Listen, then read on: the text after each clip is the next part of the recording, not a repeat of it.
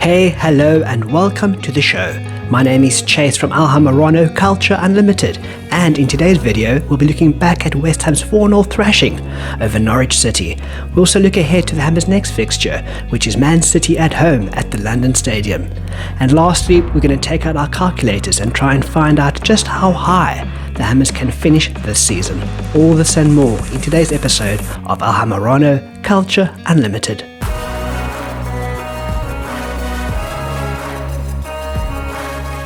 For the first time since the beginning of April, West Ham have finally won in the Premier League. Now, when you say it like that, it does sound a bit scary. But as we know, the Hammers have prioritised progress in Europe this season at the expense of domestic form. As the old saying goes, there's no easy games in the Premier League. Now, this ain't entirely true. Yes, they're all tough at this level, but no disrespect to the Canaries.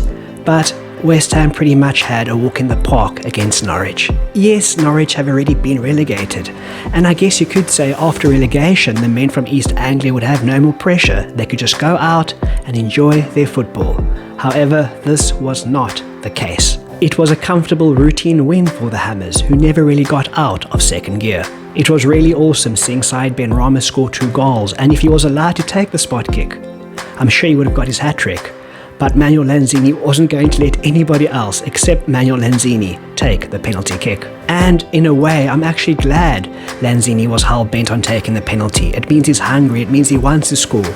I mean, yes, it would be nice for his teammate to get a hat-trick, but you want to see the players show a bit of fight, a bit of competition amongst themselves. It was also great to see Michail Antonio on the score sheet again. Unfortunately, not all the talking points coming out of this match were positive, as David Moyes had to make 3 substitutions due to injuries. Michail Antonio, Craig Dawson and Saeed Benrahma all had to be taken off. And fingers crossed it's not too serious, because all 3 of those men would be needed for West Ham's next fixture, which is Man City at the London Stadium. So remember earlier I was saying that there's no easy games in the Premier League, while there's no harder, or should I say tougher game than Man City, who just recently put 5 past Newcastle United. I have no doubt that Pep Guardiola's men will be laser focused as they're looking to retain their Premier League title, and even the smallest slip up from Man City could hand Liverpool the Premier League trophy. West Ham will have to be at their best just to earn a draw. It's going to be a tough day at the office. And on a sentimental note, after 18 seasons with the club, this will be Mark Noble's last home game for West Ham United. Now, this might be a bit controversial, but given the opponents on the day, I'd be a bit hesitant to play the grizzled veteran. But who knows, maybe I'm wrong. Maybe it's written in the stars that Noble will score an overhead kick in the 94th minute to win it for the Hammers. So how high can West Ham finish this season? As it stands, West Ham are currently 7th, and if they end the season at 7th, that qualify for the Europa Conference League. This isn't something the West Ham fans should sneer at. Yes, obviously Europa League would be more of an achievement, but I don't think we should sneer at the Conference League, as it's still European football, and I'm sure it would make an amazing away day for the travelling West Ham fans.